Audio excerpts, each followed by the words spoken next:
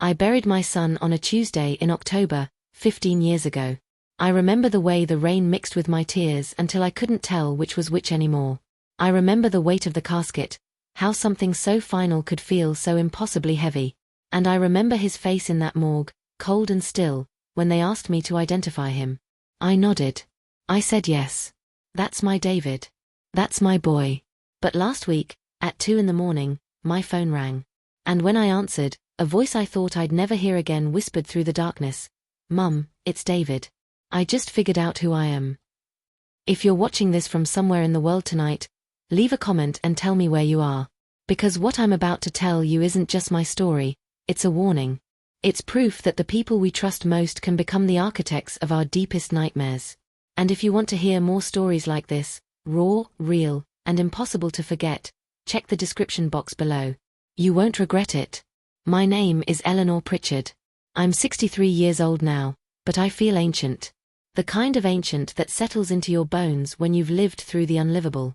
When you've said goodbye to your child and then had him reach through the grave to pull you back into a world you thought you'd escaped. Before I tell you how I got that call, I need to tell you about the day I lost him. Or at least, the day I thought I lost him. It was October 14, 2001. Just a month after the towers fell. The whole country was still raw, still reeling, still afraid. I was living in a small town outside Richmond, Virginia, the kind of place where everyone knows your name and your business. My son, David, was 23 years old. Bright. Funny. A little lost, maybe, but aren't we all at that age? He'd been working at a logistics company in the city, sorting packages, making barely enough to cover rent. He had dreams, though. Big ones. He wanted to be a photographer. He'd walk around with this old Nikon camera his father left him, before his father walked out on us when David was 7, and he'd capture things most people wouldn't even notice. The way light hit a broken window. The expression on a stranger's face. He saw beauty in the cracks. That morning, I'd made him breakfast. Scrambled eggs, toast, black coffee. He kissed my cheek on his way out the door, said he'd be home for dinner. I told him I loved him. He said it back. He never came home. The call came at 11:47 p.m. A police officer. Calm voice. Too calm. They'd found a body in an alley off Broad Street. Male, early 20s, blonde hair, 6 feet tall. Wallet with David's ID. They needed me to come identify him. I don't remember the drive. I don't remember parking. I just remember the fluorescent lights in that morgue hallway, buzzing like angry insects. And then they pulled back the sheet. It was him. His face. His hair. The small scar above his left eyebrow from when he fell off his bike at 9 years old. I reached out and touched his cheek. It was cold. So cold. Is this your son? I nodded. My voice came out broken, barely a whisper. Yes. That's David. That's my boy. They said it was a mugging gone wrong. Stabbed twice in the chest. No witnesses. No suspects. Just another tragedy in a city still drowning in grief. I planned his funeral. I picked out his casket. I stood in the rain and watched them lower him into the ground. And I died that day too. Not physically, but the part of me that knew how to hope, how to laugh, how to believe the world was anything other than cruel, that part was buried with him. If you've ever lost someone you loved more than your own life, you know exactly how I felt in that moment. If you haven't, I hope you never do. But if this story resonates with you, if it makes you feel something, hit that subscribe button. Because there's so much more to this, and I need you with me for what comes next. And don't forget to check the description box for more stories just like this one. The years that followed were a blur. I quit my job as a high school English teacher. I couldn't stand in front of teenagers and pretend literature mattered when my own story had ended so violently.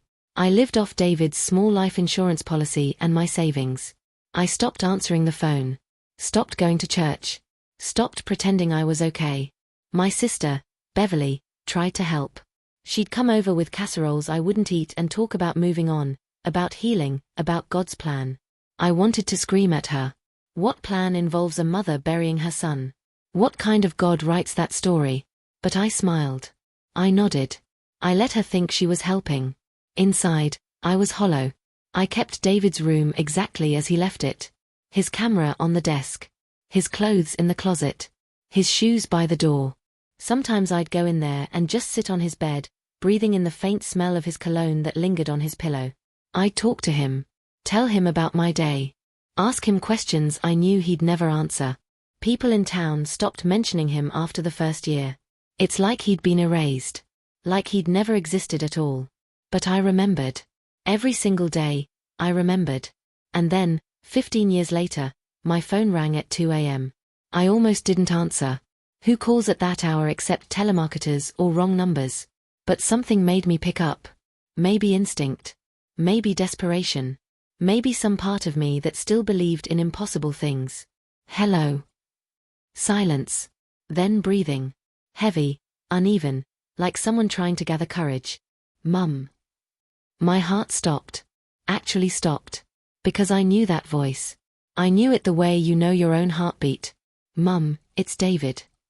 I dropped the phone. My hands were shaking so violently I couldn't hold it. I picked it up again, pressed it to my ear, and my voice came out raw and terrified. Who is this? Who the hell is this? Mum, please. I know this sounds insane. But it's me. It's David. I just figured out who I am. My son is dead. I screamed it. Sobbed it. I buried him 15 years ago. I identified his body. I know, he said, and his voice cracked. I know you did. But it wasn't me. Mum, I've been alive this whole time. And I only just found out the truth. The line went dead. I sat there in my dark bedroom, staring at my phone, my heart hammering so hard I thought it might burst through my ribs. This was a joke. A cruel, sick joke. Someone was messing with me. Some twisted person who thought it was funny to torture a grieving mother. But that voice. God help me, that voice sounded exactly like my son. I didn't sleep that night. How could I? I sat on the edge of my bed, staring at my phone, replaying that voice over and over in my mind. The way he said, Mum. The crack in his tone when he said, I know you did. By the time the sun came up, I'd convinced myself I was losing my mind. Grief does that, doesn't it? It warps reality. It makes you see faces in crowds, hear voices in empty rooms. Maybe I'd finally snapped. Maybe 15 years of sorrow had finally broken something in my brain that couldn't be fixed. I made coffee. My hands were still shaking. I sat at my kitchen table and stared out the window at the oak tree in my backyard, the one David used to climb when he was little. I used to yell at him to be careful. He'd just laugh and climb higher. My phone rang again. I nearly knocked my coffee over lunging for it. Different number. Not the one from last night. Hello. Mrs. Pritchard? This is Detective Angela Monroe with the Richmond Police Department. I need to speak with you about a matter concerning your son, David. My blood went cold. What about him? I'd prefer to discuss this in person. Would you be available to come down to the station this afternoon? Say, 2 o'clock. Tell me now, I said. My voice was steel. Tell me right now what this is about. She hesitated. I could hear papers rustling in the background. Mrs. Pritchard, we've received some information that suggests the man you identified in 2001 may not have been your son. The room tilted. I gripped the edge of the table to steady myself. That's not possible. I identified him. I saw his face. I understand this is difficult, Detective Monroe said, and her voice was gentle but firm. But we need you to come in. There are some questions only you can answer. 2 o'clock. Please. She hung up before I could respond. I sat there for what felt like hours but was probably only minutes. My mind was racing, spinning, trying to make sense of something that made no sense at all. I identified David's body. I touched his face. I saw the scar above his eyebrow. I knew my own son. Didn't I? By 1:30, I was dressed and driving into Richmond. My hands were white-knuckled on the steering wheel. The city looked the same as it always did, traffic, buildings, people going about their lives, but I felt like I was moving through a dream. Or a nightmare. The police station was a squat brick building downtown. I'd only been there once before, the night they called me to identify David. Walking through those doors again felt like stepping back in time. Detective Monroe met me in the lobby. She was younger than I expected, maybe late 30s, with short dark hair and sharp, intelligent eyes. She shook my hand and led me down a hallway to a small interview room. Can I get you anything? Water? Coffee? Just tell me what's going on, I said. She sat across from me, opened a folder, and pulled out a photograph. She slid it across the table. It was a man. Mid-30s.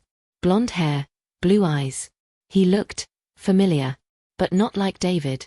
Not exactly. Who is this? I asked. His name is Jeremy Caldwell, she said. He was reported missing in September 2001. His family filed a report, but he was never found. Until now. I stared at the photo. I don't understand what this has to do with my son. Detective Monroe pulled out another photo. This one I recognized immediately. It was the morgue photo from 15 years ago. The man I'd identified as David. She placed the two photos side by side. They were the same person. Mrs. Pritchard, she said carefully, we recently reopened several cold cases from 2001. New DNA technology allowed us to re-examine evidence. When we ran the DNA from the John Doe you identified as your son, it came back as a match for Jeremy Caldwell. Not David Pritchard. The room started spinning. I couldn't breathe. No. That was my son. I identified him. I know you believe that, she said. But the DNA doesn't lie. The man you buried was Jeremy Caldwell. Then where is David? My voice broke. Where is my son? That's what we're trying to find out, she said. Mrs. Pritchard, did David have any distinguishing marks? Tattoos? Scars? Anything that would have made identification more certain? The scar, I whispered. Above his left eyebrow. He fell off his bike when he was 9. 12 stitches. She made a note. And you saw that scar on the body you identified. I closed my eyes, trying to remember. The morgue. The fluorescent lights. The sheet being pulled back. His face. His hair. The scar. But had I actually seen the scar? Or had I just expected to see it? I thought I did. But it was so fast. They asked me to confirm, and I knew it was him. I knew. Except I'd been wrong. If you're watching this and you've ever been so certain of something, only to find out you were completely, devastatingly wrong, leave a comment. Tell me I'm not alone in this. And if you haven't subscribed yet, please do it now. Because what I'm about to tell you gets so much worse. Check the description box below for more stories that will keep you up at night. Detective Monroe leaned forward. Mrs. Pritchard, I need to ask you something, and I need you to think very carefully before you answer. Is there any possibility at all, that David might still be alive? I wanted to say no. I wanted to tell her that was insane, that I'd mourned my son for 15 years, that I'd lived in hell because he was gone. But then I remembered the phone call. Mum, it's David. I just figured out who I am. Yes, I whispered. Someone called me last night. At 2 in the morning. He said he was David. He said he just figured out who he was. Detective Monroe's eyes widened. Do you still have the number? I pulled out my phone with trembling hands and showed her the call log. She immediately wrote it down. Mrs. Pritchard, I'm going to trace this number. But I need you to do something for me. If he calls again, I need you to keep him on the line as long as possible. Ask him questions. Get details. Can you do that? I nodded, even though I wasn't sure I could. Even though the thought of hearing that voice again made me want to scream. One more thing, she said. Do you have anything of David's? Something with his DNA? A toothbrush, a hairbrush, anything? I kept his room exactly the way he left it, I said. Everything's still there. I'm going to need to send a team to collect samples, she said. If David is alive, we need to confirm it beyond any doubt. Is that okay? I nodded again. What else could I do? I drove home in a daze. The world looked different now. Sharper. More real and less real at the same time. I'd spent 15 years grieving a son who might not be dead. I'd buried a stranger. I'd built my entire life, or what was left of it, on a lie. But if David was alive, where had he been? Why hadn't he come home? Why had he let me suffer for 15 years? And who the hell was Jeremy Caldwell? The police came the next morning. Two officers in blue uniforms and a woman in a white lab coat carrying cases of equipment. Detective Monroe wasn't with them, but she'd called ahead to let me know they were coming. I led them upstairs to David's room. My hand shook as I turned the doorknob. I hadn't been in there in months. Sometimes the weight of it was too much, the preserved shrine to a boy I thought was dead. When I opened the door, everything was exactly as I'd left it. The bed was made with the blue plaid comforter he'd picked out when he was 16. His camera sat on the desk, a thin layer of dust covering the lens. His bookshelf was crammed with photography books, old novels, and CDs from bands I'd never heard of.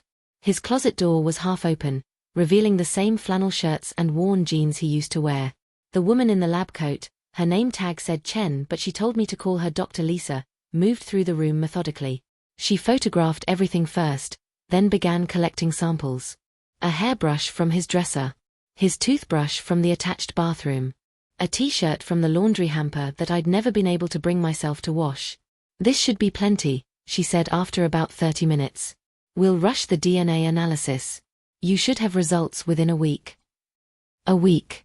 7 more days of not knowing. 7 more days of wondering if my son was alive or if I was being tortured by some cruel imposter. After they left, I sat on David's bed. I picked up his pillow and held it against my chest, the way I'd done hundreds of times before. But this time was different. This time, there was a possibility, however small, however insane, that he might come back to reclaim it. My phone rang. Unknown number. My heart stopped. Hello. Mum, it's me. Please don't hang up. That voice. God, that voice. It sounded so much like David. The same cadence. The same slight rasp when he was nervous. Who are you? I whispered. Please, just tell me who you really are. I'm your son, he said. I know you don't believe me. I know this sounds impossible. But I swear to you, I'm David. I'm David Alexander Pritchard. I was born on June 12, 1978. My middle name is after Grandpa Alexander. My favorite food is your homemade lasagna. I broke my arm in 5th grade falling out of the oak tree in our backyard. Anyone could know those things, I interrupted, even though my voice was shaking. Anyone could have looked up that information. You used to sing me "You Are My Sunshine" every night before bed, he said softly. Even when I got older and told you I was too old for it. You'd sing it anyway. You'd kiss my forehead and say, "You're my sunshine, David. Always will be." Tears were streaming down my face. No one knew that. No one except David and me. Where have you been? I asked, and my voice cracked. If you're really my son, where the hell have you been for 15 years? He was quiet for a long moment. I could hear him breathing, hear the emotion in each exhale. I didn't know who I was, he finally said. Mum, I woke up in a hospital in Philadelphia in November 2001 with no memory. No ID. No idea how I got there. They called me John Doe. I had head trauma, broken ribs, internal bleeding. They said someone found me unconscious in an alley. I stayed in a coma for 3 weeks. When I woke up, everything was gone. My memories. My name. My life. I couldn't speak. Couldn't move. I've spent 15 years as someone else, he continued. They gave me a new name. Thomas Reed. I built a life. I got a job. I made friends. But I always felt like something was missing. Like I was walking around in someone else's skin. And then 2 weeks ago, I was going through some old boxes in my apartment and I found a newspaper clipping. From 2001. About a young man who died in Richmond. David Pritchard. And there was a photo of his mother. Of you. Why would you have a newspaper clipping about your own death? I asked. I don't know, he said, and I could hear the frustration in his voice. I have no idea how I got it or why I had it. But when I saw your face, Mum, something broke open in my head. Like a dam bursting. I started remembering things. Flashes. Images. Your voice. The oak tree. The smell of your lasagna. And I knew I was David Pritchard. This is insane, I whispered. I know it is, he said. But I'm telling you the truth. I'm your son. And I need to see you. I need to come home. Every part of me wanted to believe him. Every cell in my body was screaming that this was real, that my son was alive, that the nightmare was finally over. But the logical part of my brain, the part that had identified a body, planned a funeral, spent 15 years in mourning, was screaming just as loudly that this was a lie. A trick. Someone trying to hurt me in the worst possible way. The police are tracing your call, I said. They're running DNA tests. If you're really David, the tests will prove it. Good, he said. I want them to. I want you to know for certain. But Mum, I need to warn you about something. Warn me about what? The man you buried, he said. Jeremy Caldwell. I've been trying to piece things together, and I think someone wanted you to believe I was dead. I think someone put Jeremy's body in that alley with my wallet on purpose. The room felt like it was closing in on me. Why? Who would do that? I don't know yet, he said. But Mum, you need to be careful. Whoever did this, whoever wanted me erased, they might not want me coming back. Before I could respond, the line went dead. I sat there, shaking, my mind racing. If this was really David, then someone had tried to kill him. Or at least make everyone believe he was dead.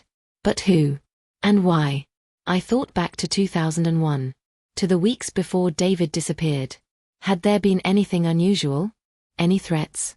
Any enemies? He was just a 23-year-old kid working at a logistics company. He didn't have enemies. He didn't have secrets. Did he? If you're still watching, drop a comment and tell me. Would you believe a voice from the past? Or would you think you were losing your mind? And make sure you're subscribed, because the next chapter is where everything starts to unravel. Check the description for more stories that will change the way you see the world. I called Detective Monroe and told her about the conversation. She said they were still tracing the numbers, but whoever was calling was using burner phones that were difficult to track. She also said the DNA results would be expedited and I should have them within 3 days. 3 days. 72 hours. I didn't know if I could survive that long. That night, I couldn't sleep. I kept thinking about that morgue. About the body I'd identified as David. The blonde hair. The blue eyes. The similar build. Had I seen what I wanted to see? Had grief blinded me to the truth? And if that wasn't David, then where was my son that night? What happened to him? How did he end up in a Philadelphia hospital with no memory? More importantly, who wanted him gone? The 3 days waiting for the DNA results felt like 3 years. I barely ate. I barely slept. I jumped every time my phone rang, hoping it was David again, terrified it was Detective Monroe calling to tell me this was all a hoax. On the 3rd day, at 4:47 in the afternoon, she called. Mrs. Pritchard, can you come down to the station? I have the results. Her voice was neutral. Carefully neutral. I couldn't read anything in it. Just tell me, I said. My voice sounded hollow even to my own ears. Is he my son? Please come to the station, she repeated. I'll be waiting. The drive into Richmond felt surreal. The sky was grey, threatening rain. Traffic was heavy. I sat at a red light and watched people crossing the street. People with normal lives, normal problems. I envied them. Detective Monroe met me at the door this time. Her expression was unreadable. She led me back to the same interview room. On the table was a folder. Just one folder. She sat down across from me and opened it. Mrs. Pritchard, I'm going to be direct with you because I think that's what you need right now. She pulled out a document covered in numbers and charts I didn't understand. We ran the DNA samples from David's room against several databases. We also compared them to the DNA from Jeremy Caldwell's body, the body you identified in 2001. She paused. I couldn't breathe. They're not a match. The body you identified was definitely Jeremy Caldwell, not your son. The room spun. So David he's alive. We don't know that for certain yet, she said carefully. What we know is that the body wasn't him. But Mrs. Pritchard, there's more. She pulled out another document. 3 days ago, a man walked into a police station in Philadelphia. He said his name was Thomas Reed, but he believed he was actually David Pritchard. He submitted a DNA sample voluntarily. My heart was pounding so hard I could hear it in my ears. We fast-tracked the analysis. Mrs. Pritchard. She slid the paper across to me. It's a match. The man calling you is your son. David is alive. I don't remember much after that.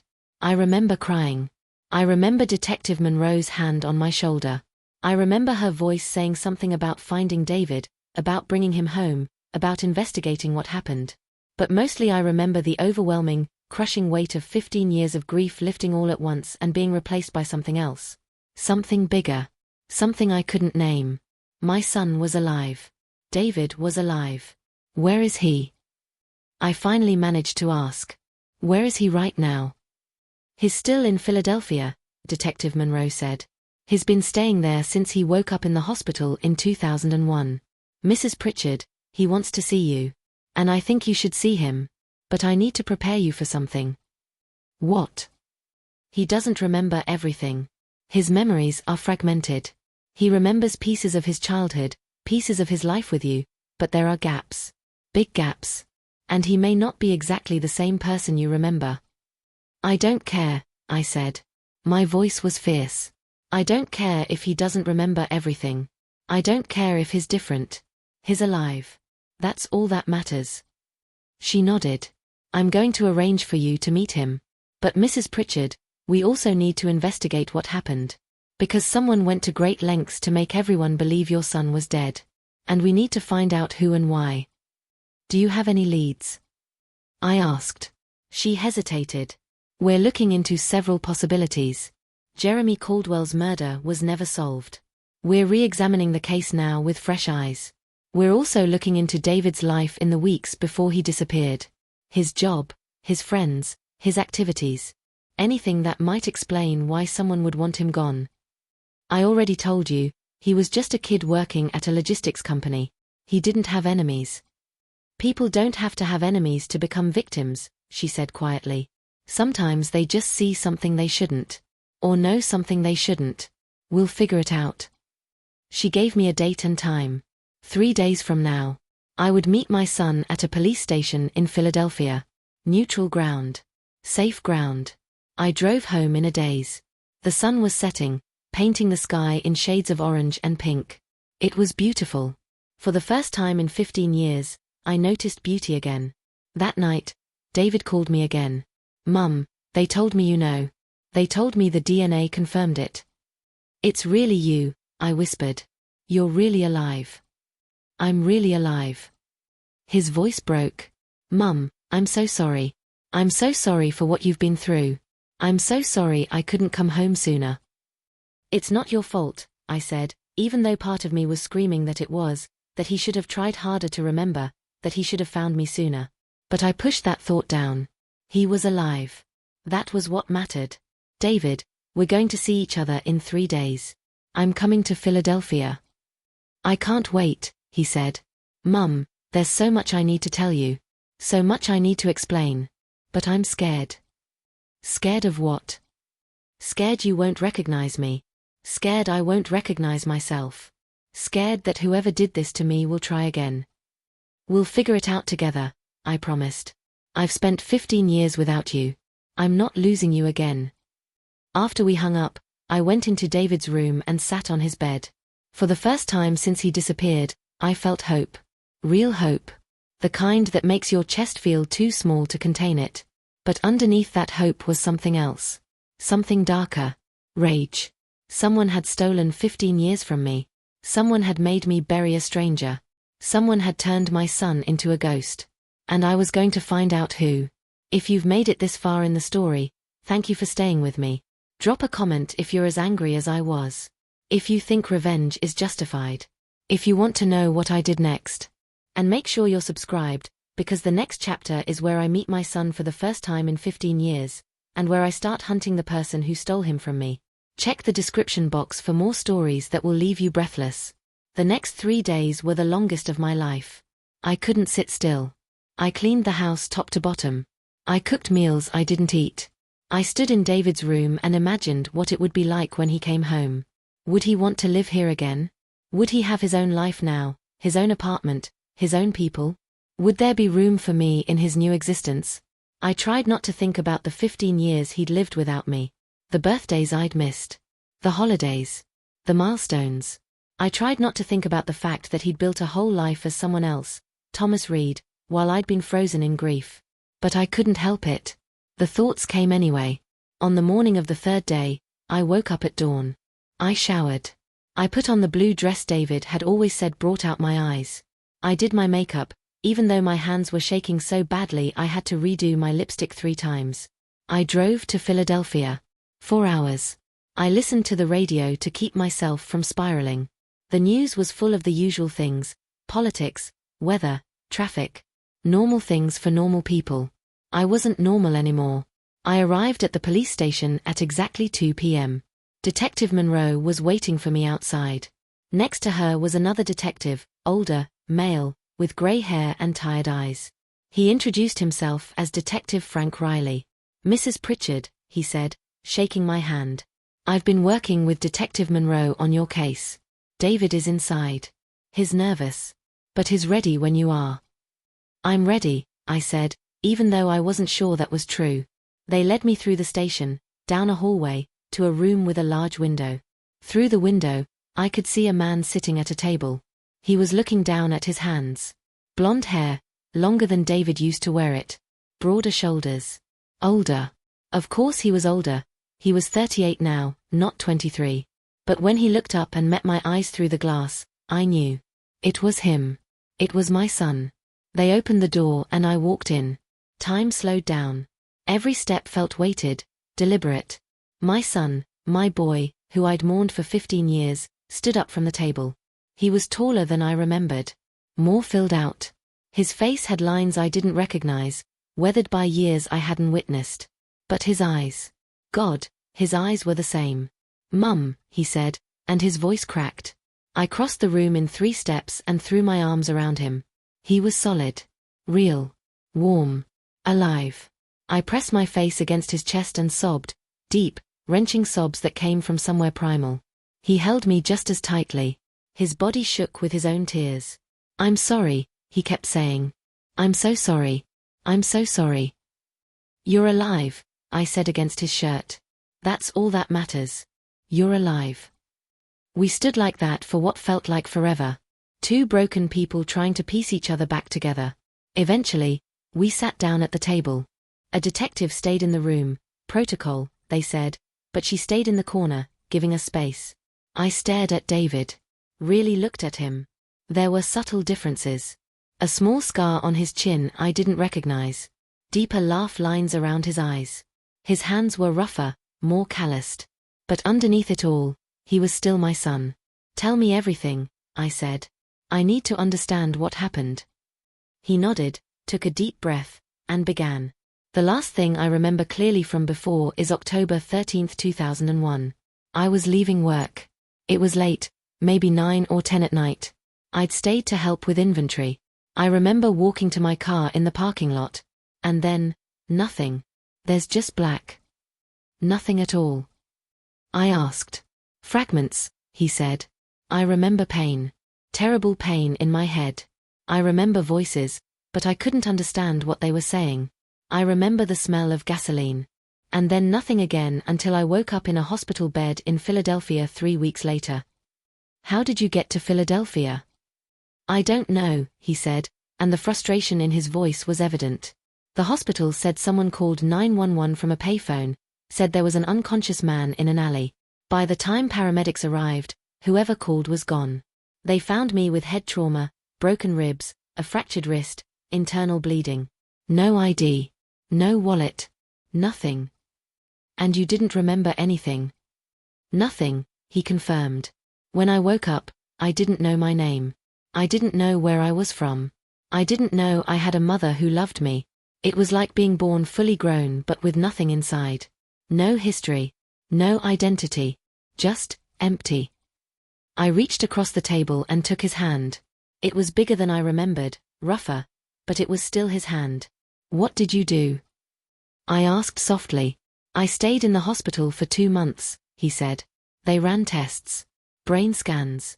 They said the head trauma had caused retrograde amnesia. They couldn't say if my memories would ever come back. Social services got involved.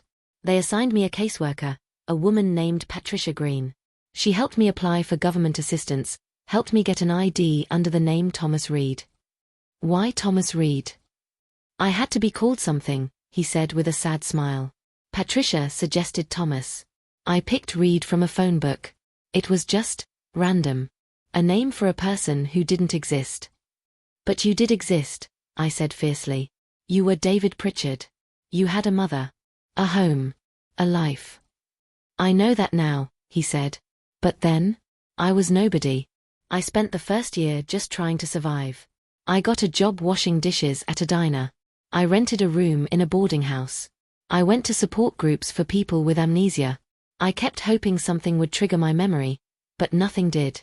Years passed. I got better jobs. I made friends. I dated. I lived a life. But there was always this emptiness. This feeling that I was supposed to be someone else. And then you found the newspaper clipping. He nodded. 2 weeks ago. I was cleaning out my apartment because I'm supposed to move next month. I found this box in the back of my closet. I don't even remember packing it. Inside was a bunch of random stuff, old receipts, a broken watch, some coins. And at the bottom was a newspaper clipping from October 2001. Richmond Times-Dispatch. The headline said, "Local man killed in apparent robbery." And there was a photo of a woman. You. But how did you have that? I asked. If you didn't remember anything, why would you have a newspaper clipping about your own death? That's what I can't figure out, he said. Either I had it with me when I ended up in that Philadelphia alley, or someone put it there. But Mum, when I saw your face in that photo, something broke open in my head. I started having these intense flashbacks. I saw our kitchen. I saw the oak tree in the backyard. I heard your voice singing "You Are My Sunshine." I saw a man, tall, dark hair, angry, but I can't remember who he was or why he was angry. What man? I asked sharply. David, who was it? I don't know, he said, frustrated. The memory is hazy. But I think he might be connected to what happened to me. Detective Monroe, who'd been standing quietly in the corner, stepped forward. David's been working with us to try to piece together these memory fragments. We're also investigating his former life, your life, to see if we can find any connections. Have you found anything? I asked. We're still working on it, she said carefully. But Mrs. Pritchard, can you think of anyone from 2001 who might have wanted to hurt David? Anyone who was angry with him? Anyone he had conflict with? I thought back. David had been such a gentle soul. He didn't fight. He didn't make enemies. There was his boss, I said slowly. At the logistics company. Richard Brennan. I think his name was. David mentioned once that Richard was hard on him. Demanding. But I don't think it was anything serious. We'll look into him, Detective Monroe said, making a note. What about friends? Detective Riley asked.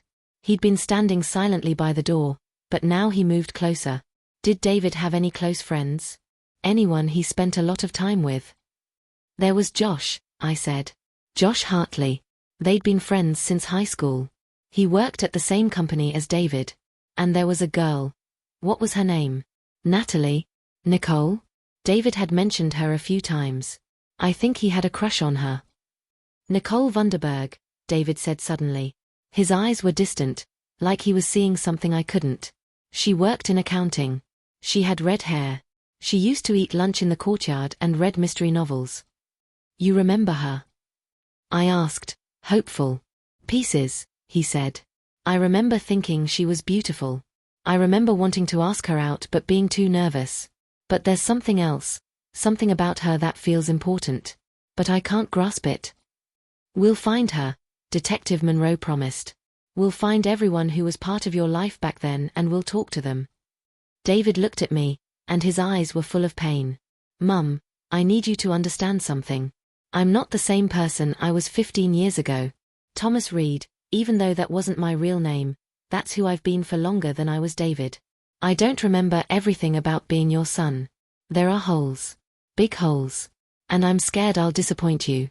Scared I won't be the person you've been mourning. I squeezed his hand harder.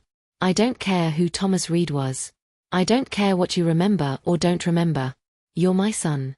You're my David. And we're going to figure this out together. But even as I said it, I felt a cold knot of dread in my stomach. Because someone had done this to him. Someone had stolen him from me. And that someone was still out there, The meeting lasted another hour. We exchanged phone numbers, real ones this time, not burner phones. We made plans for David to come to Richmond in a few days. Detective Monroe said they'd continue investigating, and they'd keep us both updated on any developments. When I finally left the police station, the sun was setting. I sat in my car for a long time, just breathing, processing. My son was alive. But someone had tried to erase him. And I was going to find out who. If you're still here, if you're feeling what I felt in that moment, that mixture of joy and rage, leave a comment. Tell me you understand. And don't forget to subscribe if you haven't already, because the hunt for the truth is just beginning. Check the description box below for more stories that will consume you. I drove home in the dark. The highway stretched out before me, empty and endless. My mind was racing with questions. Who had put that newspaper clipping in David's belongings? Who had wanted everyone to believe he was dead? And most importantly, who had killed Jeremy Caldwell and made it look like David? When I got home, I did something I hadn't done in years. I went into my attic and pulled out boxes of David's things. Old yearbooks, photo albums, letters. I spread everything out on my living room floor and started looking for clues. I found David's senior yearbook from 1996. I flipped through it, looking at the faces of his classmates. Josh Hartley was there, grinning in a football jersey. There were other names I half remembered. People who'd come to the house for birthday parties or study sessions. I found a photo from David's 21st birthday. He was surrounded by friends at a bar. Josh was there. And there was a girl with red hair standing close to David, smiling at the camera. Nicole. I stared at her face. She was pretty, young, happy. Had she known what happened to David? Had she been involved somehow? I kept digging. I found letters David had written to me when he'd briefly gone to community college in 1999. He'd only lasted one semester before deciding college wasn't for him, but the letters were full of his thoughts, his dreams, his fears. In one letter, dated March 1999, he wrote, "Mom, I think I want to do something that matters. I don't know what yet, but I feel like I'm meant for something more than just existing. Does that make sense? It had made sense then. It made even more sense now. I found a journal from 2001. David's handwriting, messy and hurried. I'd never read it before, it felt like an invasion of privacy, but now I opened it with shaking hands. Most of the entries were mundane. Work schedules. Reminders to call people. Random thoughts about photography techniques. But one entry, dated October 10, 2001, just 3 days before David disappeared, made my blood run cold. I saw something today I probably shouldn't have seen. I don't know what to do about it. If I say something, people could get hurt. If I don't say something, I'll have to live with knowing. Josh says to keep my mouth shut. He says it's not worth the trouble. But I can't stop thinking about it. What would Dad have done? What had he seen? And who was Josh trying to protect? I grabbed my phone and called Detective Monroe. She answered on the third ring. "Mrs. Pritchard? Everything okay?" "I found something," I said. "A journal entry from 3 days before David disappeared. He says he saw something he shouldn't have seen. Something that could hurt people. Can you send me a photo of the entry?" I took several pictures and sent them to her immediately. "I'm going to have someone pick up that journal tomorrow," she said. "Mrs. Pritchard, this could be the break we need. If David saw something related to criminal activity, that could explain everything." "What about Josh Hartley?" I asked. "David mentions him in the entry. Says Josh told him to keep his mouth shut." "We'll bring him in for questioning," she promised. "Sit tight. We're getting closer." But I didn't want to sit tight. I wanted answers. I wanted justice. I wanted to make whoever did this pay. I stayed up all night reading through David's journal. Most of it was innocuous, but there were a few other entries that seemed significant. September 28, 2001. Richard was acting weird today. Kept yelling at everyone about inventory discrepancies. He seemed really stressed. More than usual. October 5, 2001. Nicole asked me to help her with something after work. She seemed nervous. I said yes, obviously. Maybe this is my chance to finally ask her out. October 12, 2001. I can't stop thinking about what I saw. Josh is right that it's dangerous, but what if someone gets hurt because I didn't speak up? I'm going to talk to Nicole about it. She'll know what to do. And then nothing. No more entries. Just blank pages. What had David seen? What had Nicole known about it? And where the hell was Josh Hartley now? I was going to find out. Even if I had to tear apart the past 15 years to do it. I didn't sleep that night. How could I? My son was alive, but the pieces of the puzzle were scattered across 15 years and I was the only one desperate enough to put them together the way they needed to be put together. By dawn, I'd made a decision. The police were going to investigate through official channels, with warrants and procedures and bureaucracy. But I didn't have to wait. I could start my own investigation. I made a list of names. Josh Hartley, Nicole Vanderberg, Richard Brennan. Anyone who'd been part of David's life in those final weeks. I started with Josh. I'd kept his mother's phone number from the funeral. Louise Hartley had come to the service, crying almost as hard as I had. She told me Josh was devastated, that he couldn't stop blaming himself for not being there when David needed him. I called her at 8 in the morning. Louise? It's Eleanor Pritchard. I need to talk to Josh. There was a long pause. Eleanor, why? It's been 15 years. I know how long it's been, I said, keeping my voice steady. But something's come up and I need to speak with him. Is he still in Richmond? He is, she said slowly. He's got a construction business now. Doing pretty well for himself. But Eleanor, he doesn't like talking about David. It still hurts him. I understand, I said. But it's important. Can you give me his number? She hesitated, then gave it to me. Please be gentle with him. He's been through a lot. We'd all been through a lot. I called Josh immediately. A man answered, his voice rough from years of outdoor work. Josh Hartley. Yeah, who's this? This is Eleanor Pritchard, David's mother. Silence. Long, heavy silence. Mrs. Pritchard, he finally said. His voice had changed. Softer. Sadder. It's been a long time. I need to see you, I said. Today, if possible. There's something I need to ask you about David. Mrs. Pritchard, I don't think. My son is alive, Josh. Another silence.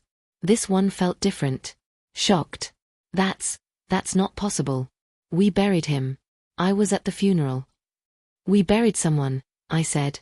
But it wasn't David. His DNA proves it. He's been alive this whole time, and I need to understand why someone wanted everyone to think he was dead. I need to know what he saw in October 2001 that made someone want him gone. I don't know what you're talking about, Josh said, but his voice had changed again. Now it sounded scared. His journal says otherwise, I pressed. October 10, 2001. He wrote that he saw something he shouldn't have seen, and that you told him to keep his mouth shut. What was it, Josh? What did David see? Mrs. Pritchard, I can't. My son lost 15 years of his life. I shouted. I lost 15 years with him. Someone made me bury a stranger and grieve for nothing. You owe me the truth. Meet me at Riverside Park, he finally said. Noon. The old pavilion where we used to have company picnics. Come alone. He hung up before I could respond. I looked at the clock. 8:47 a.m. 3 hours and 13 minutes. I spent that time getting ready. I put David's journal in my purse. I wrote a note explaining where I was going and left it on my kitchen counter, just in case. I texted Detective Monroe to let her know I was meeting with Josh Hartley. She called me immediately. Mrs. Pritchard, I don't think that's a good idea. Let us bring him in for official questioning. He won't talk to you, I said. He's scared. But he'll talk to me. He owes me that much. At least let me send an officer to watch from a distance, she said. For your safety. I agreed, though I wasn't sure it would help. If Josh was dangerous, if he'd been involved in whatever happened to David, a distant officer wouldn't stop him from hurting me. But I had to take the risk. I had to know. At 11:45, I drove to Riverside Park. It was a beautiful November day, crisp and clear. The park was mostly empty. A few joggers, a woman walking a dog. The old pavilion sat near the edge of the James River, weathered but still standing. Josh was already there. He'd aged more than I expected. He was only 38, same as David would be now, but he looked 50. His face was lined with stress and hard living. His hands were scarred and calloused.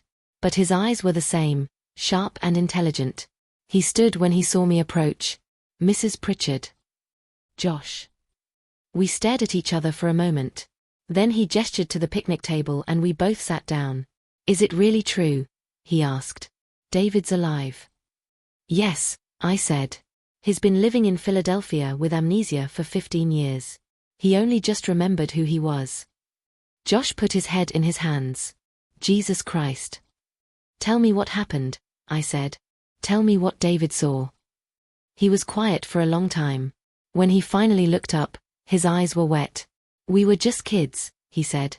"We were stupid and young and we thought we were invincible. We didn't understand how serious it was." "What was serious, Josh?" "The smuggling," he said quietly. My blood went cold. "What?" "The company we worked for, Richmond Logistics. It was a front. Or at least, part of it was. Most of the business was legitimate, but there was a side operation. They were using the delivery trucks to smuggle drugs. Heroin, mostly, bringing it up from Florida, distributing it throughout Virginia and Maryland." I felt like I'd been punched in the stomach. David knew about this. "Not at first," Josh said. "Neither of us did. We were just warehouse workers. We loaded trucks, we unloaded trucks, we filed paperwork. But in October, David was working late one night and he saw Richard Brennan and two other guys loading unmarked boxes into a truck. Not the usual inventory. David got curious. He opened one of the boxes. "And found drugs," I said. Josh nodded. "Enough heroin to put everyone involved away for life." He called me immediately. He was panicking. He wanted to go to the police. I told him that was a bad idea. "Why?" I demanded. "Why would you tell him not to report a drug smuggling operation?" "Because I was involved." Josh shouted. Then he lowered his voice, looking around to make sure no one heard. "I was involved, Mrs. Pritchard. Not in the smuggling directly, but I knew about it. They paid me to look the other way. $500 a week to keep my mouth shut and make sure none of the other workers got suspicious. I needed the money. My dad had just died, and Mom was drowning in medical bills. I made a stupid choice and I regret it every single day of my life." I stared at him, trying to process this. "So when David wanted to go to the police, you talked him out of it to protect yourself?" "To protect both of us," he said. "Mrs. Pritchard, these were dangerous people. Really dangerous. They had connections to organized crime. If David had gone to the police, they would have killed him. And they would have killed me too for not stopping him." "So what happened?" I asked, though I was starting to piece it together. David said he was going to talk to Nicole about it. She worked in accounting. He thought maybe she'd know what to do. I told him that was a mistake, that we should just forget we saw anything. We argued. That was October 12th. The next day, David didn't show up for work. And the day after that, you got the call about the body. "Someone killed him," I said. "Or tried to kill him. Because he saw the drugs." "I think so," Josh said miserably. "But I swear to God, Mrs. Pritchard, I didn't know they were going to hurt him. I thought they'd just scare him. Maybe threaten him. I never thought they'd actually." His voice broke. "I've lived with that guilt for 15 years. I thought I got David killed." If you're watching this and you're as furious as I was in that moment, leave a comment. Tell me what you would have done. Would you forgive Josh? Or would you make him pay? Make sure you're subscribed because what happens next changes everything. And check the description box below for more stories about betrayal and revenge. I wanted to hit him. I wanted to scream at him. I wanted to make him feel even a fraction of the pain I'd felt for 15 years. But I needed him. Who were they? I asked, my voice like ice. Who were the people running the operation? Richard Brennan was the ringleader, Josh said. But he worked for someone higher up. I don't know who. I was never important enough to know the full structure. But there were two guys who did the muscle work, Marcus and Tony. I don't know their last names. They're the ones who would have gone after David. What about Nicole? Josh's face went pale. What about her? David's journal says he was going to talk to her about what he saw. Did he? I don't know. I never asked her. After David died, after we thought he died, she quit the company and moved away. I heard she went to North Carolina. I never saw her again.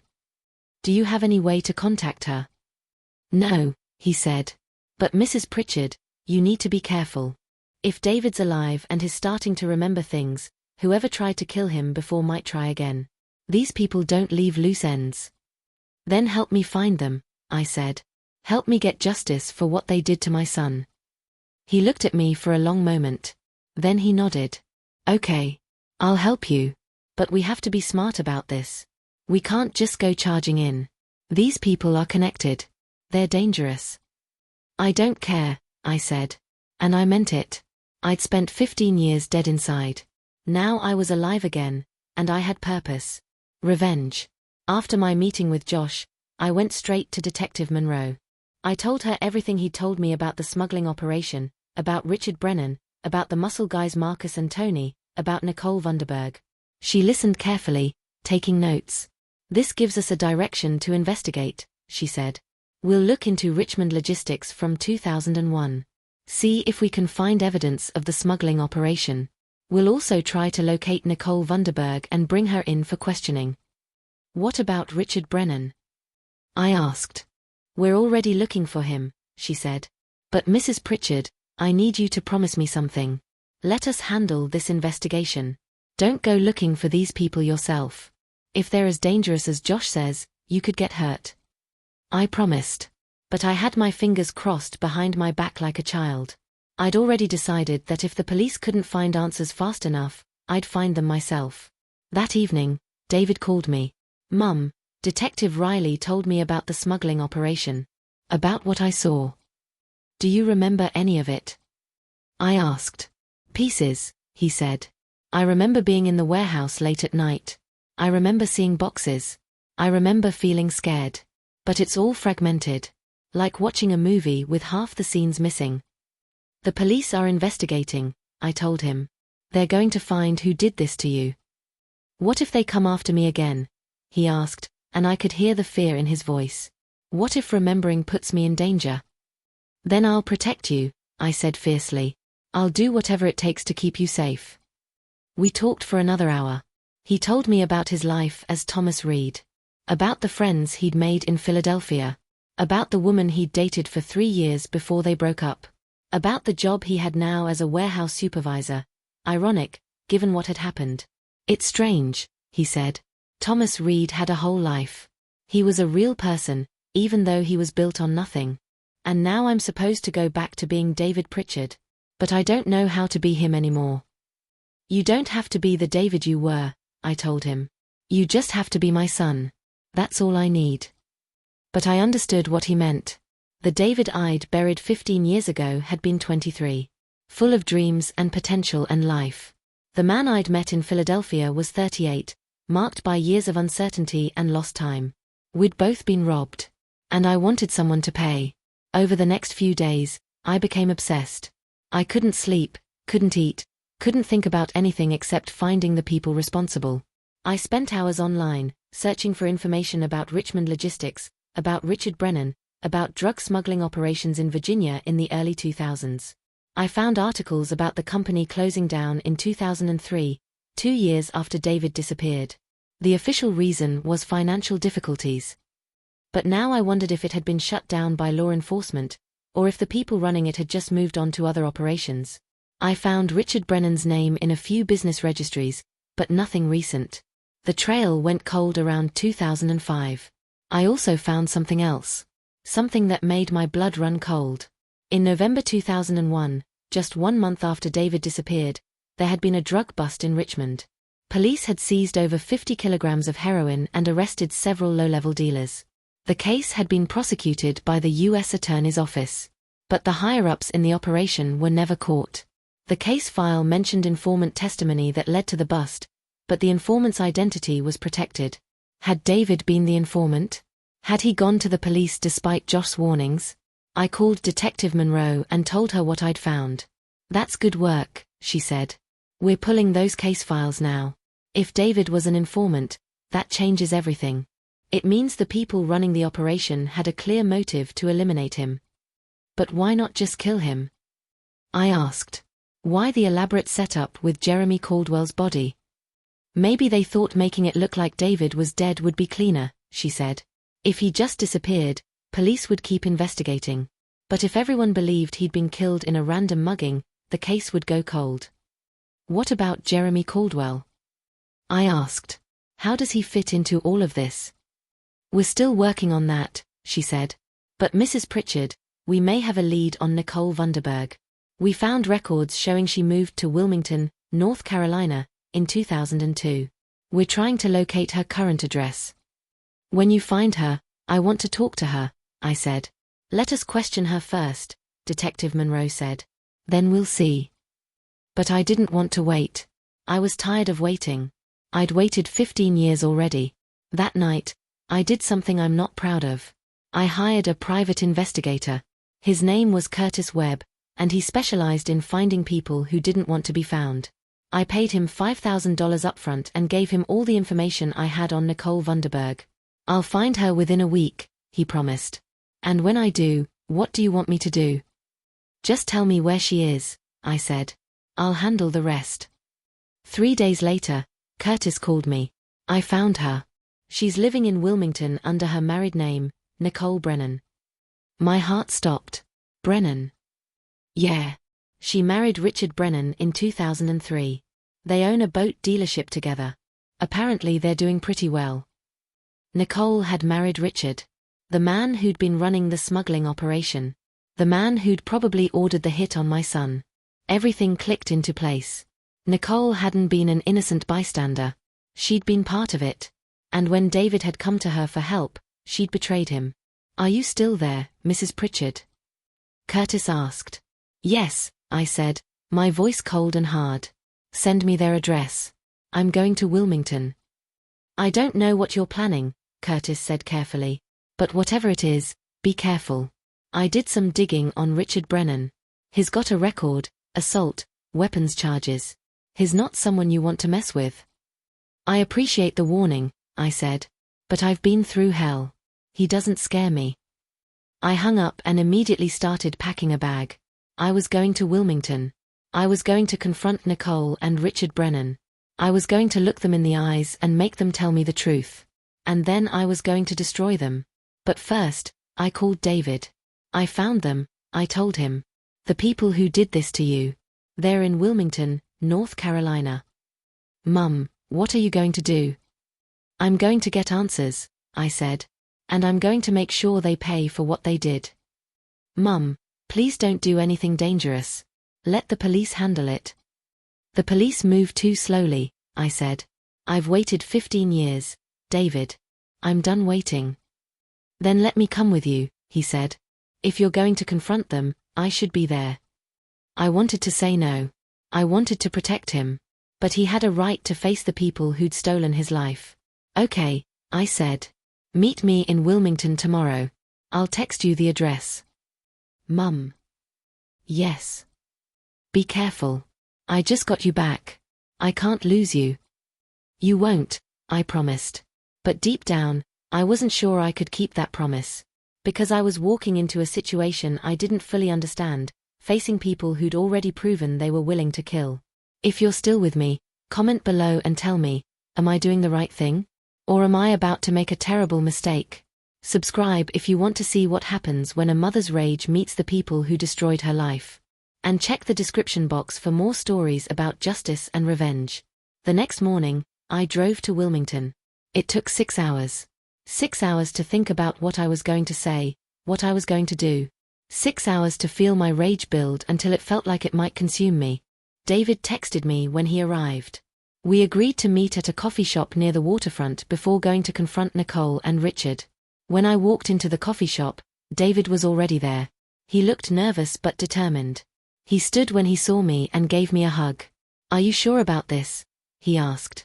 No, I said honestly. But I'm doing it anyway. We sat down and I showed him the information Curtis had given me.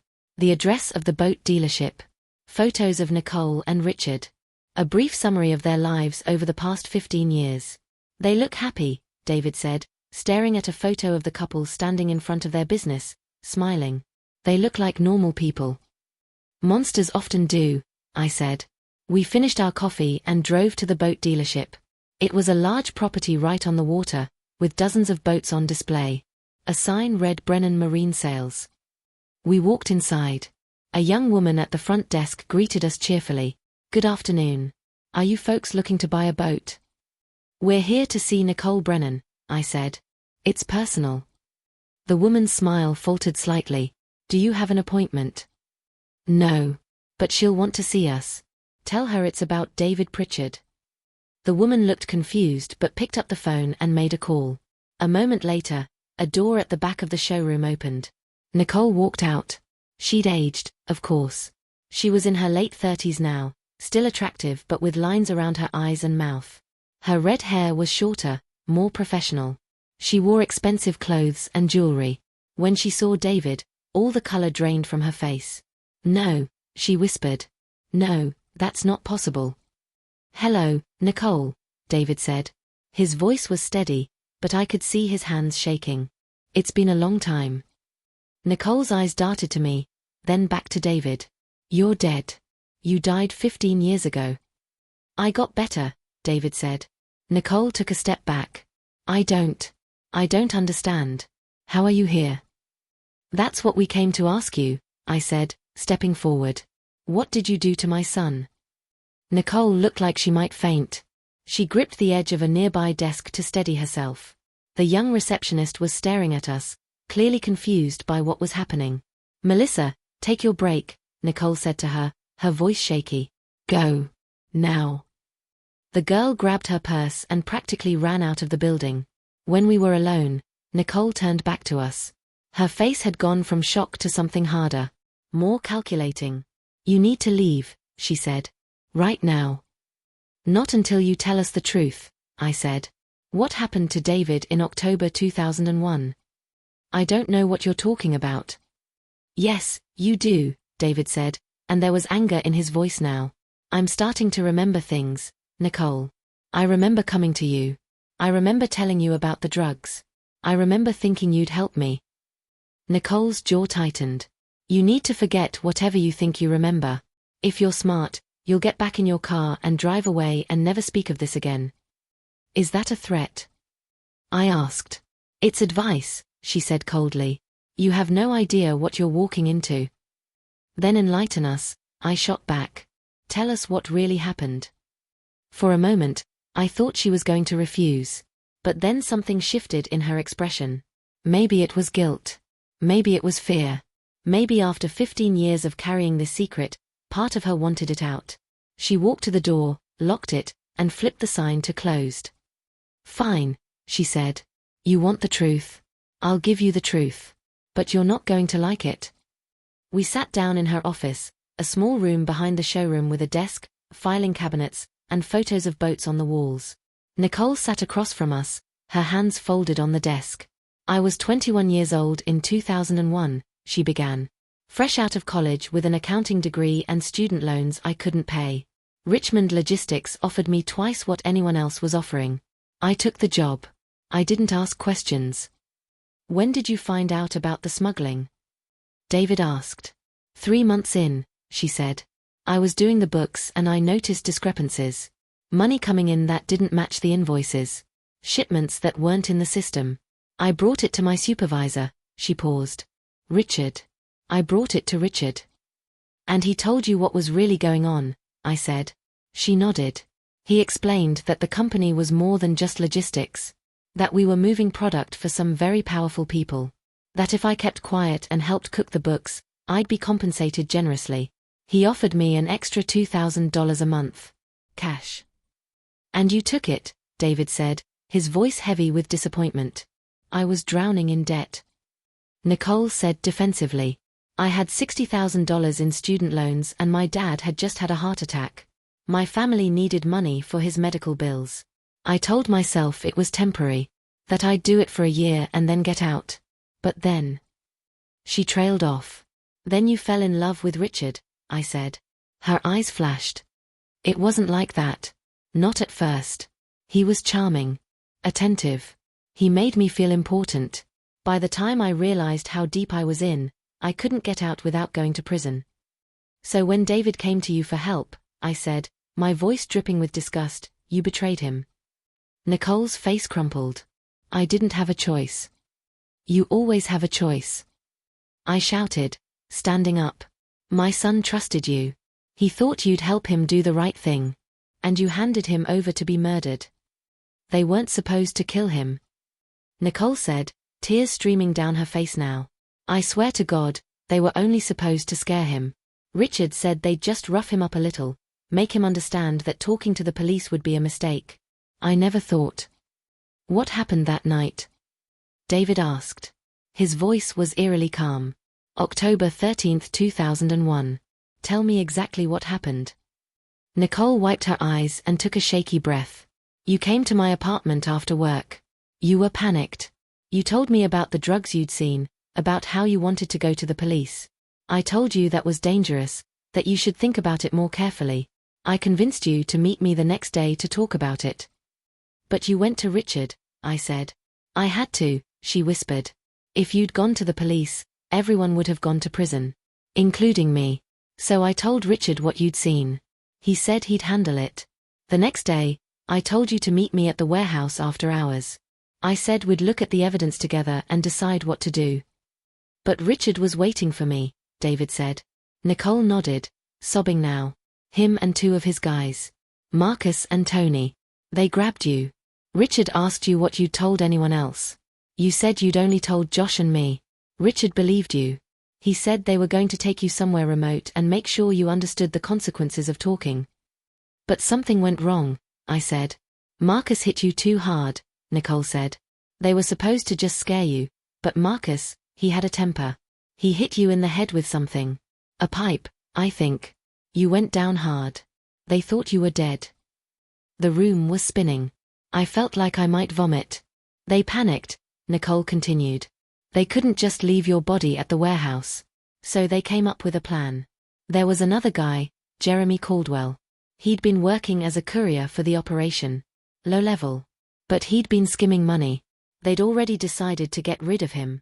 So they killed Jeremy, put your wallet and ID on him, and dumped his body in an alley in Richmond. They figured when the police found him, they'd think it was you and the case would close. But I wasn't dead, David said. No, Nicole whispered. Marcus and Tony drove your body to Philadelphia to dispose of it. But somewhere along the way, you woke up. Marcus told me later that you started moving in the trunk.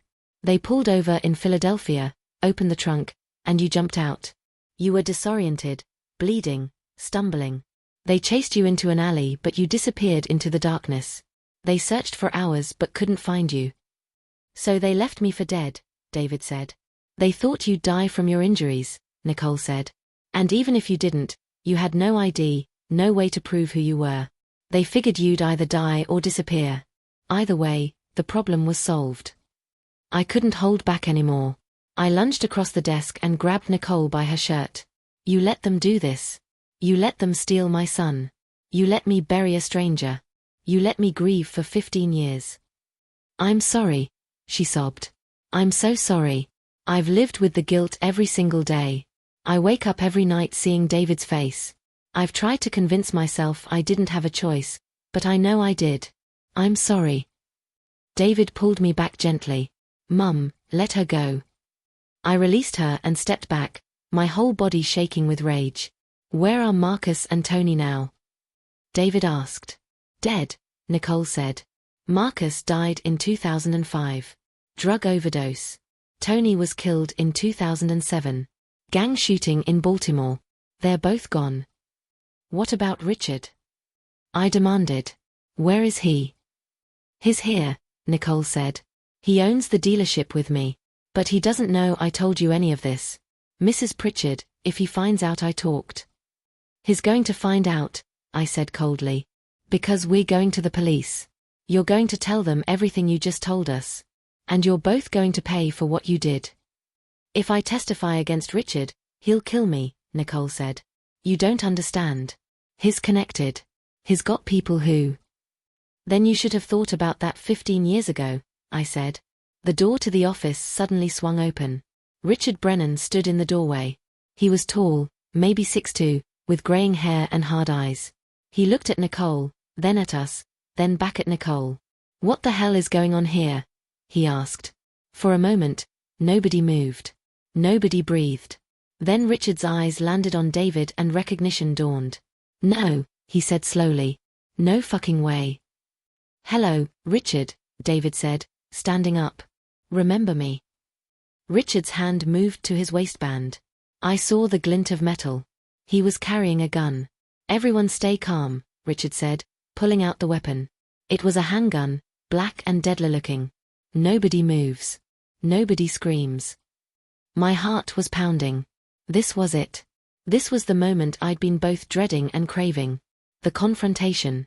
"You're supposed to be dead," Richard said to David. His voice was oddly calm, considering he was holding a gun on us. "I watched Marcus hit you. I checked your pulse myself. You were dead." "I got better," David said, echoing his earlier words to Nicole. "Put the gun down, Richard," I said, trying to keep my voice steady. "The police know we're here. If you shoot us, you'll never get away with it." "The police?" Richard laughed bitterly. "You think I'm afraid of the police? I've been operating right under their noses for 15 years. You think they're suddenly going to catch me now?" "It's over," Nicole said suddenly. "Richard, I told them everything. About the smuggling. About Jeremy. About what happened to David. It's over." Richard's face went dark with rage. He turned the gun toward Nicole. "You told them? After everything I've done for you? After everything we built together? You forced me into this life." Nicole shouted back.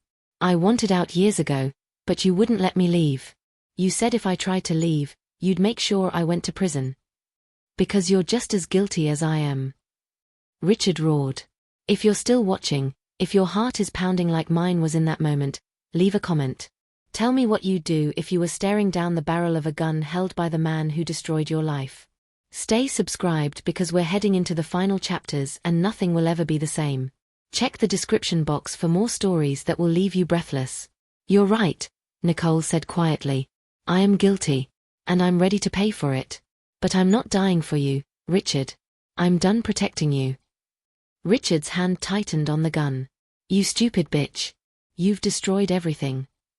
"No," I said, stepping forward. "You destroyed everything when you decided my son's life was worth less than your profit.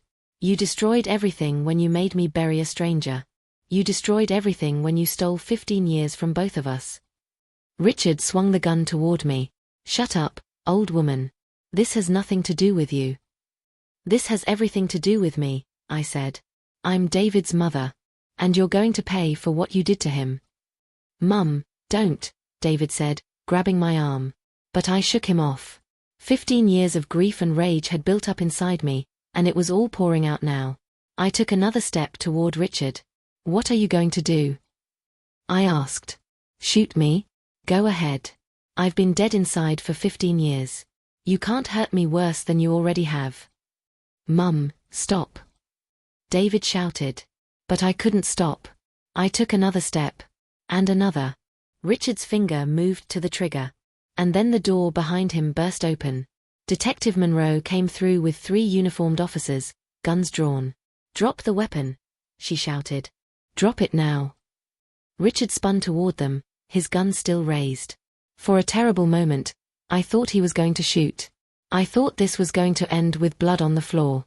But then he lowered the gun and placed it on the desk. "Hands behind your head," Detective Monroe ordered. Richard complied. The officers moved in quickly, cuffing him and reading him his rights. Detective Monroe looked at me. "Are you okay, Mrs. Pritchard?" I nodded, even though I was shaking so badly I could barely stand. David put his arm around me, holding me up. "How did you know we were here?" I asked. "You think I wasn't monitoring your phone?" she said with a slight smile. "When you hired that private investigator, I knew exactly what you were planning. I had officers stationed outside since you arrived." "Why didn't you stop me from coming in?" "Because we needed Nicole to talk," she said. "And she wouldn't have talked to us. But she talked to you." She turned to Nicole. "Mrs. Brennan, you're under arrest for conspiracy to commit murder, obstruction of justice, and drug trafficking. You have the right to remain silent. As they led Nicole and Richard out in handcuffs, Nicole looked back at me. I'm sorry, she mouthed. I didn't respond. Sorry didn't bring back 15 years. Sorry didn't erase the pain. Sorry was just a word. But it was over. Finally, it was over. The next few weeks were a blur of police statements, lawyer meetings, and media attention. Once word got out that David Pritchard, presumed dead for 15 years, was actually alive, the story went viral. News crews camped outside my house. Reporters called constantly. Everyone wanted an interview, wanted to hear our story. We said no to all of them. This wasn't entertainment. This was our life. Richard Brennan was charged with murder, attempted murder, drug trafficking, and a dozen other crimes. His bail was set at $5 million, which he couldn't make. He sat in jail awaiting trial. Nicole Vanderberg Brennan took a plea deal. In exchange for her full testimony against Richard and anyone else involved in the smuggling operation, she'd serve 10 years in federal prison. The prosecutor told me it was the best deal they could make. Without Nicole's testimony, they might not be able to convict Richard on the most serious charges. I wanted to be angry about it. 10 years seemed like nothing compared to what she'd taken from us. But Detective Monroe explained that Nicole's cooperation was helping them dismantle what remained of the drug operation. They'd arrested 7 more people in the past 2 weeks. More arrests were coming. Justice isn't always about the harshest punishment, she told me. Sometimes it's about stopping future harm. I understood. But it didn't make me hate Nicole any less. David moved back to Richmond. I offered him his old room, but he got his own apartment instead.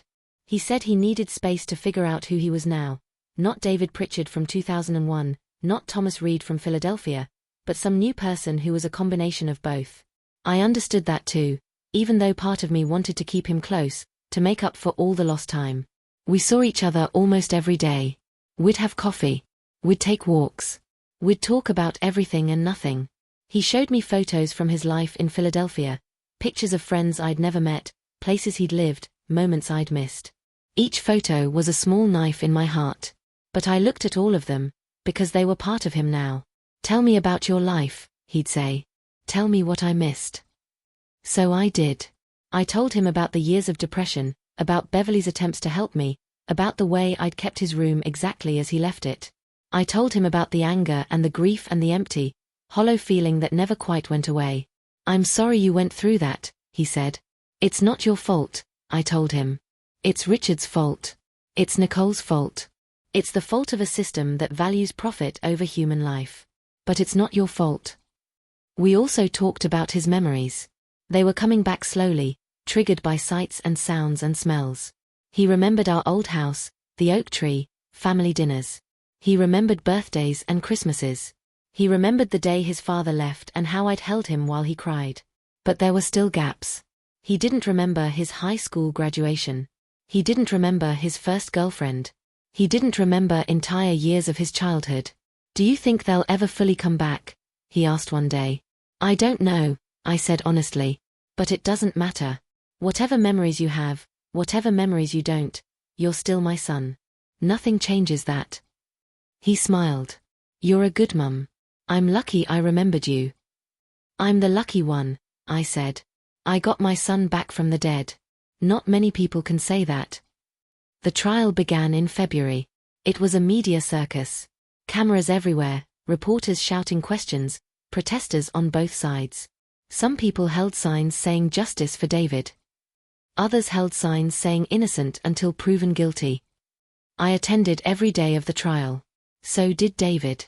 We sat in the front row and watched as prosecutor after prosecutor laid out the evidence against Richard Brennan. They had Nicole's testimony. They had Josh Hartley's testimony. They had financial records showing the money laundering. They had testimony from former employees who'd seen suspicious activity. They even had testimony from one of the men arrested in the 2001 drug bust, who finally admitted that the operation had been run by Richmond Logistics. The defense tried to argue that David's amnesia made him an unreliable witness, that he couldn't possibly remember what happened 15 years ago. But the physical evidence was overwhelming. David's DNA at the warehouse. Security footage from October 2001 showing David entering the building late at night. Phone records showing calls between Nicole and Richard right before David disappeared. The jury deliberated for 3 days. When they came back, the verdict was guilty on all counts. Richard Brennan was sentenced to life in prison without the possibility of parole. I felt nothing. I thought I'd feel triumphant, vindicated, something. But I just felt empty. Is this what justice feels like? I asked David as we left the courthouse. I don't know, he said. I think maybe justice doesn't feel like anything. It just is. He was right. Richard Brennan would spend the rest of his life in a cage. Nicole would spend 10 years in one. But that didn't give me back the 15 years I'd lost. It didn't erase the grief. It didn't undo the damage. It just meant that bad people would face consequences for their bad actions. That was something. But it wasn't enough. What would have been enough? I don't know. Maybe nothing would have been enough. Maybe that's the thing about trauma. It leaves a scar that never fully heals, no matter how much justice you get. If you're still watching, if you've stayed with me through this entire journey, leave a comment and tell me, is justice enough? Or is there something more we need when someone destroys our lives? Make sure you're subscribed because the final chapter is coming, and it's about what happens after revenge, after justice, after everything. Check the description box for more stories about survival and healing. After the trial, I thought I'd feel some kind of closure. I thought the weight I'd been carrying would lift. But it didn't. If anything, it felt heavier. Because now I had to figure out how to actually live again. For 15 years, grief had been my identity. I was Eleanor Pritchard, the woman who lost her son. That's how people knew me. That's how I knew myself. But now my son was back. Now the people who hurt him were in prison. Now I had no more enemies to fight, no more mysteries to solve. Now I just had to be a mother again. And I'd forgotten how. Beverly came over one evening. We sat on my porch with glasses of wine and watched the sunset. I'm proud of you, she said. You survived something most people wouldn't survive. And you got David back. That's a miracle. I don't feel miraculous, I said. I feel lost. That's normal, she said. You've been in crisis mode for 15 years. Now that the crisis is over, you have to figure out what comes next. That's the hard part. What if there is no next? I asked. What if this is all there is? Then you make more, she said simply. Eleanor, you're 63 years old. You could live another 30 years. Are you really going to spend them wallowing in what you lost? Or are you going to build something new? I didn't answer. I didn't know how. But her words stayed with me. A week later, David asked me to have dinner with him at his apartment. When I arrived, he had the table set with candles and flowers. He'd cooked lasagna, my recipe, which he'd found in an old cookbook I'd given him. It's probably not as good as yours, he said nervously. But I wanted to try. We ate dinner together. We talked about his job. He'd gotten hired at a different logistics company, ironically. We talked about his therapy sessions. He was seeing someone to help him process the trauma and the memories. We talked about the future. I've been thinking, he said, about photography. I used to love it, before everything happened. And I think maybe I want to try again. Actually pursue it this time, not just as a hobby. You should, I said. You were always so talented. I was thinking maybe you could model for me, he said with a smile. I want to do a series on survival. On people who've been through hell and came out the other side. And I think you'd be perfect. I'm not photogenic, I protested. You're beautiful, he said. And more than that, you're strong. That's what I want to capture. So I agreed. Over the next few months, David took photos of me. Photos of me in my house, surrounded by memories. Photos of me at David's grave, the grave that held someone else. Photos of me standing in the warehouse where the smuggling operation had run. Photos of me at the courthouse where justice had been served. He titled the series The Mother Who Wouldn't Let Go. When he showed me the final collection, I cried. Because he'd captured something I didn't know was visible. In every photo, there was pain. But there was also strength. Resilience. Love. This is who you are, Mum, he said. You didn't just survive. You fought. You never gave up on me, even when everyone else did. Even when it would have been easier to accept I was gone. You refused to let go. I couldn't let go, I said. You're my son. You're my sunshine. He hugged me. Always will be. And in that moment, I realized something. I hadn't gotten David back from the dead. We'd both gotten new lives. Different lives than the ones we would have had if October 2001 had gone differently. But lives nonetheless. We weren't the same people we'd been. We couldn't be. Too much had happened. Too much had changed. But we were still mother and son. And that was enough. 6 months after the trial, I did something I never thought I'd do. I went back to teaching. Not at my old high school. Too many memories there. Too many people who'd known me as the grieving mother. But at a community college nearby, teaching a creative writing course to adults returning to education. My first day, I was terrified. I stood in front of the classroom and looked at the 20 faces staring back at me, waiting for me to say something profound. My name is Eleanor Pritchard, I said. And I'm going to teach you how to tell your story. Because everyone has a story. Everyone has survived something. And your stories matter. One woman raised her hand. She was probably in her 50s, with grey-streaked hair and tired eyes. What's your story? She asked. I paused. For 15 years, my story had been pain, loss, grief.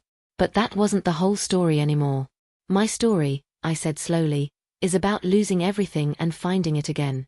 It's about refusing to give up even when giving up would have been easier. It's about love and rage and justice and healing. And I'm still writing it. Every day, I'm still writing it. The class was silent. Then another student, a young man maybe in his 20s, said, "Will you tell us the whole story? I mean, if you're comfortable." So I did. Over the course of that semester, I told my students about David. About the 15 years I thought he was dead. About the phone call at 2 a.m. About the investigation and the trial and the aftermath. I told them about the parts that hurt to remember. And I told them about the parts that gave me hope. By the end of the semester, half my students were crying during my lectures. But they were also writing their own stories. Stories of survival. Stories of loss. Stories of finding meaning in chaos. One student, a veteran who'd lost both legs in Afghanistan, told me after class one day, "You helped me realize my story isn't over. I thought it ended when I got injured. But it didn't. I'm still writing it too." That's when I understood. Justice hadn't been enough. Revenge hadn't been enough. Even getting David back hadn't been enough to heal me. What healed me was choosing to live. Choosing to build something new instead of just mourning what I'd lost. David's photography series got accepted into a gallery show in Richmond. The opening night was packed. People came from all over to see his work. The photos of me were hung alongside photos of other survivors, a woman who'd survived domestic violence, a man who'd overcome addiction, a teenager who'd lost their parents in a car accident. The series was called Unbreakable. I stood in front of my photos, looking at my own face captured in black and white. David had been right. There was strength there. Strength I hadn't known I possessed. "What do you think?" David asked, coming to stand beside me. "I think you have your father's eye for beauty," I said. "And your mother's stubborn refusal to let pain win." He laughed. "That's a good combination." We stood there together, looking at the evidence of our survival. People walked past, studying the photos, reading the descriptions. Some of them cried. Some of them smiled. All of them were moved.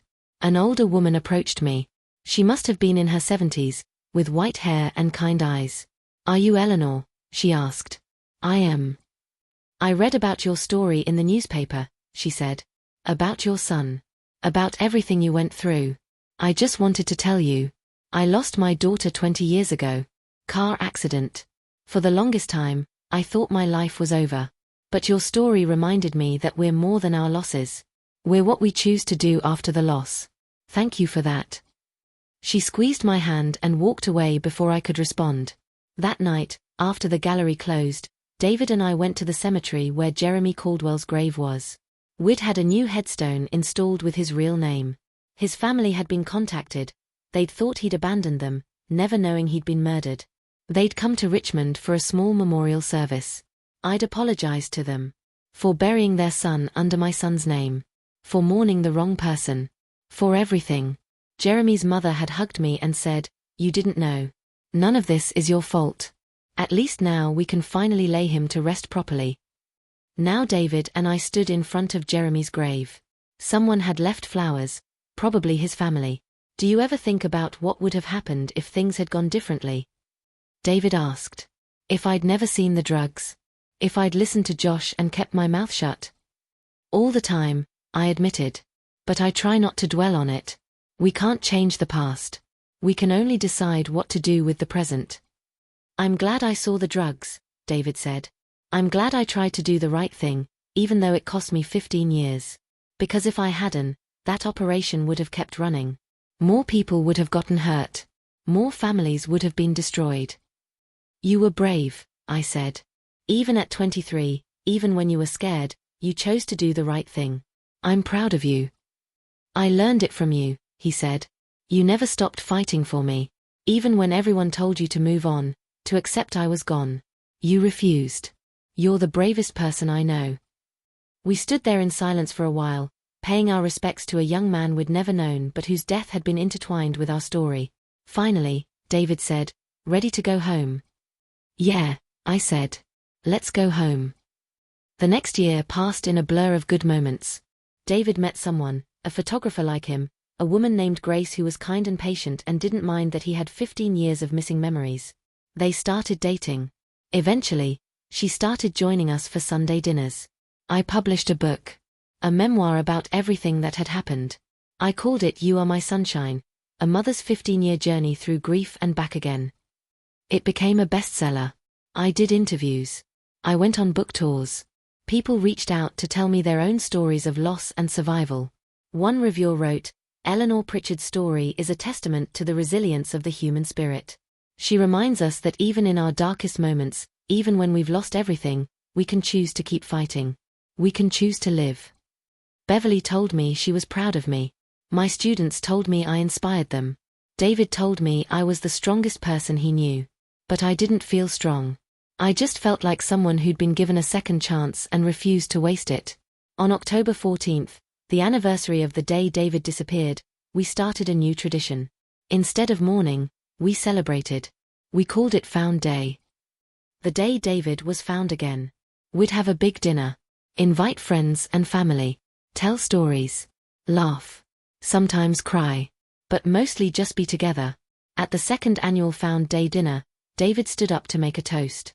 "I want to thank everyone for being here," he said. 2 years ago, I didn't know who I was. I didn't know where I came from. I didn't know I had a mother who loved me enough to never give up. But now I know. And I'm grateful every single day for this second chance. So here's to second chances. To fighting for the truth. To refusing to accept the unacceptable. And to the strongest woman I've ever known, my mum. Everyone raised their glasses. I tried not to cry but failed. After dinner, David and I sat on my porch, just like we used to when he was a kid. The oak tree stood in the backyard, its branches swaying in the breeze. "I've been thinking about something," David said. "About forgiveness." "Forgiveness?" I asked. "For Nicole," he said. "I know what she did was wrong. I know she betrayed me. But she was young. She was scared. She made terrible choices. And she's paying for them now. Do you think we can ever forgive her?" I thought about it. Really thought about it. "I don't know," I said honestly. "Part of me hates her for what she did. Part of me will always hate her. But another part of me understands that she was a victim too, in a way. Victim of her own bad choices, of Richard's manipulation, of a system that made her feel like she had no options. I don't know if I can forgive her. But maybe I can stop hating her. Maybe that's enough." "Maybe," David agreed. We sat in comfortable silence, watching the stars come out. "Are you happy, Mum?" David asked. "Really happy?" I thought about it. Was I happy? After everything that had happened, after 15 years of grief and pain and rage, could I actually be happy? "Yes," I said, surprising myself. "I think I am.